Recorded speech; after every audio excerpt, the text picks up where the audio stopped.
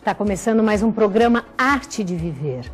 E no programa de hoje eu estou recebendo o psiquiatra Sidney Gaspar, que vem nos falar de um tema muito atual, a psicopatia. Porque todo mundo só fala disso por causa dessa novela. Tudo bom? Prazer ter você aqui.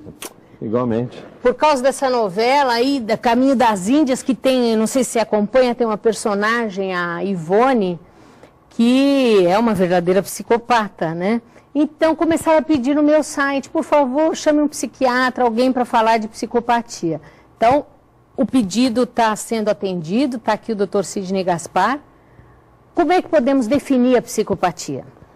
E, Mônica, essa é uma conversa bastante interessante, porque, na realidade, o psicopata, ele acaba se confundindo. O termo, no popular, ele aparece muito ligado a alguém que é um matador em série, alguém que comete crimes bárbaros, ou alguém que é louco, né? Esse fulano é psicopata, né?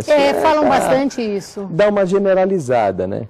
Isso tem um pouco a ver com a história, e a história necessariamente não tem a ver com o que é hoje entendido como psicopata, né? A gente pensar, a palavra psicopatia, ela vem de um radical grego, que é psique, que é mente, patia é sofrimento, doente, uma mente que sofre, uma mente que está doente, alguém que está assim.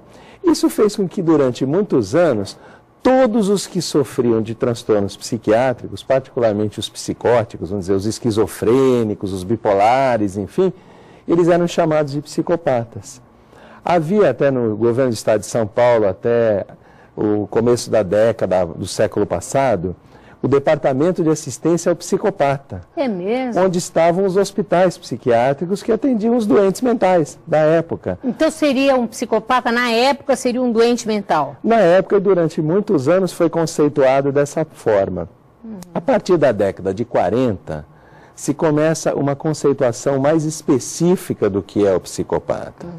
E aí, hoje, a gente tem um conceito, inclusive, com algumas polêmicas, porque tanto a classificação americana de doenças como a classificação internacional de doenças acabam não chegando a um consenso muito preciso desta definição. Então, algumas dessas classificações transformam o psicopata num antissocial. E necessariamente ele não é. Ele não tem esta configuração de maneira consensual em todos os sentidos. Então, para a gente entender um pouco, o psicopata, entre outras coisas, ele é alguém extremamente egoísta, egocêntrico demais, voltado para os interesses dele, e alguém que não desenvolve sentimento crítico de culpa. Então ele não tem culpa pelas coisas que ele faz. Se ele toma alguma atitude, sempre o outro é responsável, o outro é que causou aquele problema, ou então aquilo era uma circunstância. Ele matou o outro porque o outro reclamou, estava incomodando, ficou olhando para ele. Então, vai olhar para mim, então eu te mato. Então, se ele não olhasse, eu não matava. Então, a culpa foi do outro que olhou, não foi dele que atirou no cidadão e provocou isso. Mas uma coisa que é interessante, porque assim, os psicopatas, eles mentem, eles furtam, eles passam por cima dos outros para atingir os seus objetivos. Tem afetividade zero. Tem uma afetividade... É assim, não é necessariamente que ele tenha uma afetividade zero, mas ele tem uma afetividade em relação ao outro.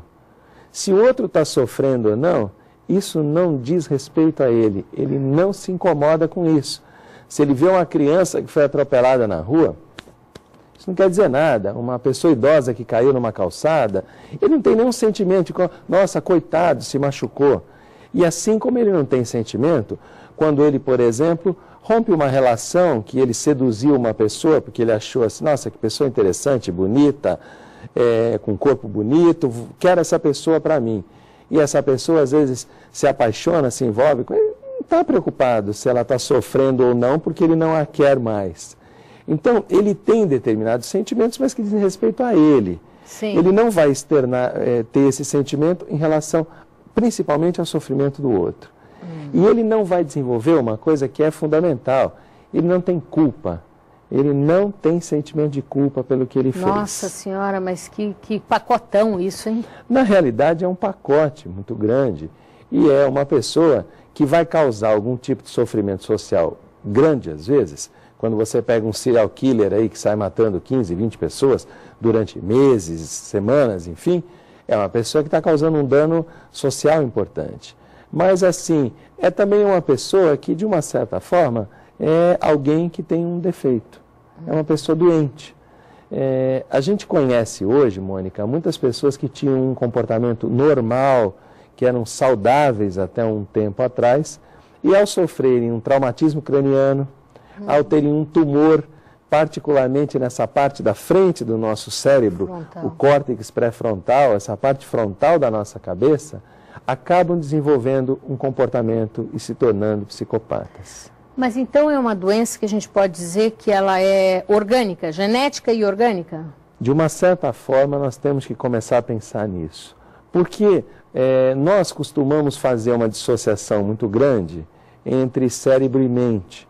Mas, na realidade, a mente é uma resposta funcional de um órgão chamado cérebro. Claro. Então, todas as doenças e todo o comportamento psíquico, ele tem alguma área cerebral que tem resposta. Pra você ter uma ideia, existem estudos, Mônica, pegando, por exemplo, psicopatas padrão, que cometeram homicídios como psicopata, e comparando esses psicopatas com homicidas acidentais. Vamos chamar de homicídio acidental, alguém que bebeu e cometeu um homicídio no trânsito. Passional. Ficou nervoso numa situação, acabou se envolvendo num homicídio. Quando você estuda as partes cerebrais dessas pessoas, você tem uma alteração equivalente a mais de 30 vezes um funcionamento cerebral inadequado nos psicopatas comparativamente com os não psicopatas. Nossa! Então, são pessoas que têm um cérebro que não está respondendo de uma forma adequada a comportamentos como impulso e como o desenvolvimento do sentimento de medo e o sentimento de culpa e de dor. Bom, eu quero saber, vai ser para o próximo bloco, então o que nós podemos fazer, porque se é um dano, uma coisa genética, vamos dizer assim, pelo que eu sei, não sei se tem medicação para isso. Mas vamos falar já já.